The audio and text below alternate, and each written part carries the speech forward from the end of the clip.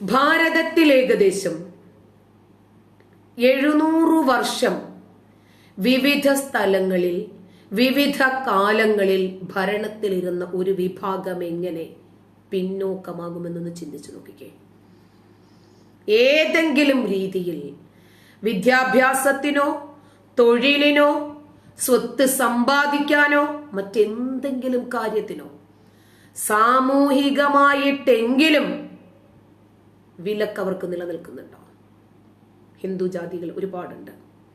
അവര് ഘടന കൊണ്ട് മറ്റുള്ളവരിൽ നിന്ന് നേരിടേണ്ടി വരുന്ന അടിച്ചമർത്തൽ കാരണം കാലാകാലങ്ങളായി അടിച്ചമർത്തപ്പെട്ട ഒരു വിഭാഗമുണ്ട്. അതായത് പുറത്തു നിന്നുള്ള അടിച്ചമർത്തലുണ്ട്, അകത്തു നിന്നുള്ള അടിച്ചമർത്തൽ വേറെയുണ്ട്. രണ്ടിൽ നിന്നും പെട്ടിട്ട് രക്ഷപ്പെടാൻ സാധിക്കാതെ കിടക്കുന്ന ആളുകളുണ്ട്. ക്രിസ്ത്യാനികൾ വരെ അവരെ മതം മാറ്റി കൊണ്ടുപോകുന്നുണ്ട്. ദളിത് പള്ളികൾ, സെമിത്തേരികളും ഒക്കെ ഉണ്ടാക്കിയിട്ടുണ്ട്. ഒക്കെ നമുക്കറിയാം. ഉന്നത കുല മുസ്ലിങ്ങളുണ്ട്. അവരുടെ മാർഗം കൂടിയാണ് ഹരിജനങ്ങളെയും ഹിന്ദുക്കളിലെ താഴ്ന്ന ജാതിക്കാരെയും ഒക്കെ പാശ്മാണ്ഡകൾ എന്നൊക്കെ പറയുന്ന ഒരു വിഭാഗം ഉണ്ടായിരുന്നു. വലക്കാർ, അതായത് അരയൻ വിഭാഗം എന്നൊക്കെ പറയാറില്ലേ, കശാപ്പുകാരില്ലേ, മരം വെട്ടുകാരില്ലേ. ഇപ്പോഴും മുസ്ലിം സമൂഹത്തിൽ അത്തരം ആളുകൾ സെപ്പറേറ്റ് ആണ്. അവരെ ബാർബർ മറന്നോ, അങ്ങനെ എല്ലാ അവരുടെ ഒന്നും കല്യാണത്തിന് പോലും മുസ്ലിങ്ങളൊന്നും കൂടാറില്ല കേട്ടോ, മുസ്ലിം വിഭാഗത്തിലെ തന്നെ. അപ്പൊ ഇന്ത്യൻ മുസ്ലിങ്ങള് അനുഭവിക്കുന്ന ഒരുപാട് പ്രശ്നങ്ങൾക്ക് കാരണം പുറത്തുനിന്നുള്ള ആരുമല്ല, ആ മതത്തിനകത്ത് തന്നെയാണ്. അതുപോലെയാണ് മറ്റു മതത്തിലും, അതുപോലെ തന്നെയാണ് മറ്റു മതങ്ങളിലും. ലോകാവസാനം വരെ തിരുത്തപ്പെടാൻ പറ്റാത്ത ഒരു മതം ഞമ്മന്റെ മതമല്ലേ, ഖുർആനല്ലേ. നിങ്ങളുടെ പെൺമക്കളെ പഠിക്കാൻ വിടാൻ പോലും സമ്മതിക്കുന്നില്ല, അഭിപ്രായ സ്വാതന്ത്ര്യമില്ല.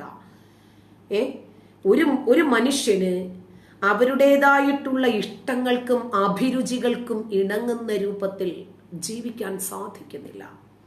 എന്നാ പിന്നെ മതം വേണ്ട പുല്ല് എന്നാണ് ആൾക്കാർ ചിന്തിക്കുന്നത്. നമുക്കിഷ്ടമുള്ള വസ്ത്രം ധരിക്കാൻ പാടില്ല, പെർഫ്യൂം പറ്റില്ല, കണ്ണെഴുതാൻ പാടില്ല, ലിപ്സ്റ്റിക് ഇടാൻ പാടില്ല, പുരികമൊന്ന് ഷേപ്പ് ചെയ്യാൻ പാടില്ല, എന്തെല്ലാം രൂപത്തിൽ പാട്ട് പാടരുത്, ചിത്രം വരയ്ക്കരുത്, പ്രൊഫൈൽ പിക്ചർ ഇടരുത്, യൂട്യൂബിൽ വീഡിയോസ് ചെയ്യരുത്, മുഖം മിനുക്കരുത്, കാണിക്കരുത്, ഇടകലരരുത്. അന്യമതത്തിൽപ്പെട്ട ആളെ വിവാഹം കഴിക്കാൻ പറ്റുമോ? ഉറ്റ സുഹൃത്താക്കാൻ അവരുടെ സാക്ഷിത്വം പറ്റില്ല, അയൽക്കാരായിട്ടെങ്കിലും സ്വീകരിക്കാൻ പറ്റില്ല. ഇതാണ് നമ്മളുടെ മതം. പരസ്പരം സ്നേഹിക്കാൻ പഠിപ്പിക്കുന്നുണ്ടോ? പരസ്പരം സ്നേഹിക്കാൻ ഈ മതം തടസ്സമാണോ? സ്ത്രീക്ക് സാക്ഷി പറയാൻ പറ്റുമോ? ഒരു പുരുഷൻ വരുന്നെങ്കിൽ 2 സ്ത്രീകൾ പറഞ്ഞു. ഒരു സ്ത്രീക്ക് മറന്നാൽ മറ്റേ സ്ത്രീക്ക് ഓർമ്മിപ്പിക്കാനാണെന്ന് ഇസ്ലാം പറയുന്നത്. ഇത് എന്തുവാണ് ഇവർ ഈ മതത്തിലൂടെ ഇവർ പഠിപ്പിക്കാൻ ശ്രമിക്കുന്നത്? ഇത് തുറന്നു പറഞ്ഞാൽ വർഗീയവാദിയാണത്രേ. നമ്മുടെ ഈ മതത്തിനകത്തൊരു പുരോഗതിയില്ല. അപ്പൊ വർഗീയത തുപ്പാമെന്ന ആളുകളാണെന്ന് പറയും. അടിമക്കച്ചവടത്തെ സംബന്ധിച്ചിട്ട് അനുകൂലിച്ചുകൊണ്ട് സംസാരിച്ച ഒരു കിതാബിനെ കുറിച്ച് സംസാരിച്ചാൽ നിന്റെ കാര്യം പോക്കാണെന്ന് പറഞ്ഞ് രംഗത്ത് വരും. ഇതിനകത്തേക്ക് ആളെ കൂട്ടാൻ ലോകം മുഴുവനുമുള്ള എല്ലാ മുസ്ലിങ്ങളെയും നിലനിർത്തിയ മുസ്ലിങ്ങളെ ഇല്ലാതാക്കാൻ വേണ്ടിയിട്ട് ഇവരൊരു കിതാബും കയ്യിൽ പിടിച്ചുകൊണ്ട് അങ്ങോട്ട് ഇറങ്ങിക്കഴിഞ്ഞാൽ പഞ്ചപുച്ഛമടക്കി മാറി നിൽക്കണോ? അത്രയാണ്. മുമ്പ് കിതാബിൽ എഴുതിയിട്ടുള്ള സ്വർഗത്തിൽ കിട്ടുന്ന 72 സ്ത്രീകളെ കിട്ടുമെന്നൊക്കെ എഴുതിയിരിക്കുന്ന പുസ്തകമില്ലേ? ഈ രൂപത്തിലുള്ള മത മാർക്കറ്റിംഗ് സ്ട്രാറ്റജികൾക്കെതിരെയാണ് ഞാൻ സമരം ചെയ്യുന്നത്. ഇനിയും തുടരും.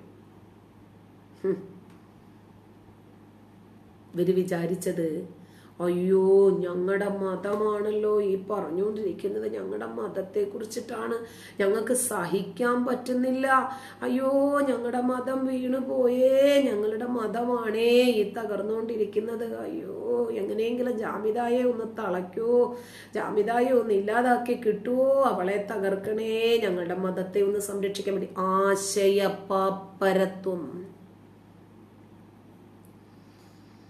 ആശയപാപ്പരത്വമാണ് ഇവർക്ക്, മറ്റൊന്നുമല്ല. ഇവർക്ക് അല്പമെങ്കിലും ഉളുപ്പുണ്ടെങ്കിൽ നമ്മുടെ മതപുസ്തകത്തിനകത്തുള്ള കാര്യങ്ങളാണോ പറയുന്നത് എന്നൊന്ന് നോക്കാം. ചിലപ്പാണെങ്കിലോ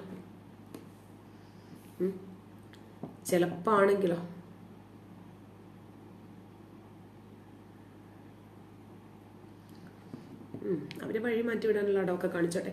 ഒരല്പമെങ്കിലും ലവലേശം ഉളുപ്പുണ്ടെങ്കിൽ ഇവർക്കൊന്ന് ചിന്തിക്കാമല്ലേ.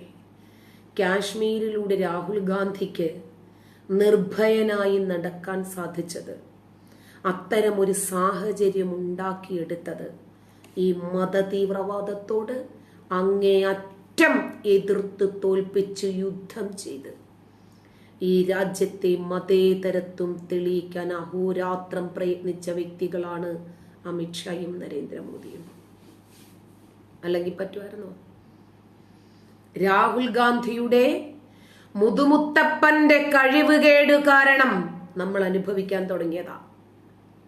അപ്പന്റെ കാലത്തെ ഹിന്ദു വംശഹത്യ, ഇറ്റാലിയൻ മമ്മിയുടെ കാലത്തെ സമാനതകളില്ലാത്ത ഭീകരവാദം, അതിന് വേദിയായ കാശ്മീർ.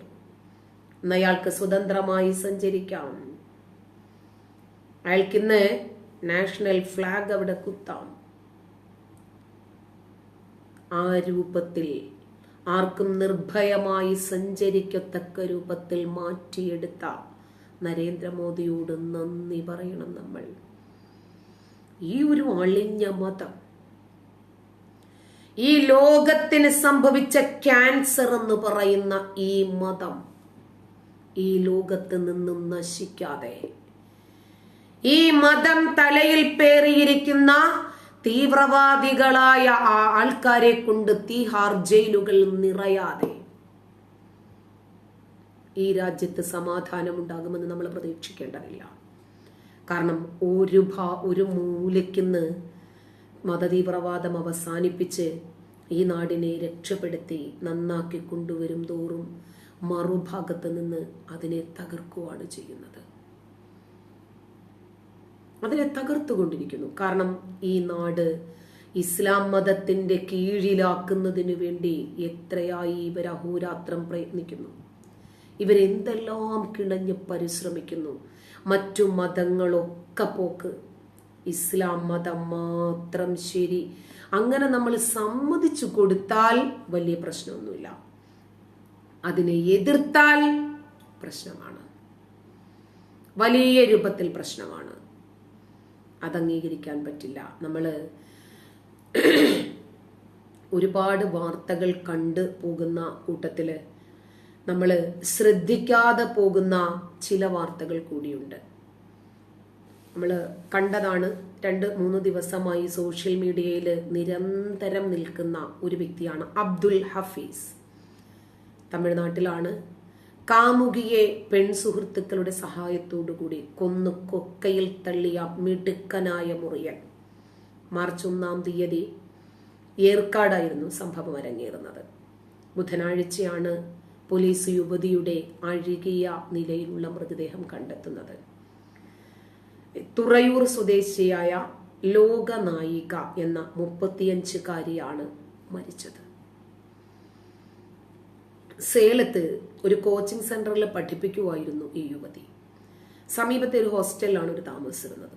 മാർച്ച് 1-ാം തീയതി മുതൽ അവരെ കാണാനില്ല. അവരുടെ ഫോണും സ്വിച്ച് ഓഫ്.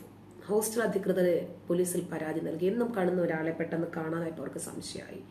ഇതിന്റെ അടിസ്ഥാനത്തിൽ പോലീസ് യുവതിയുടെ ഫോൺ രേഖകൾ പിന്തുടർന്ന് നടത്തിയ അന്വേഷണത്തിൽ ഈ പോലീസ് എത്തിച്ചേർന്നത് ഈ അബ്ദുൽ ഹഫീസിലാണ്. 22-കാരനാണ്.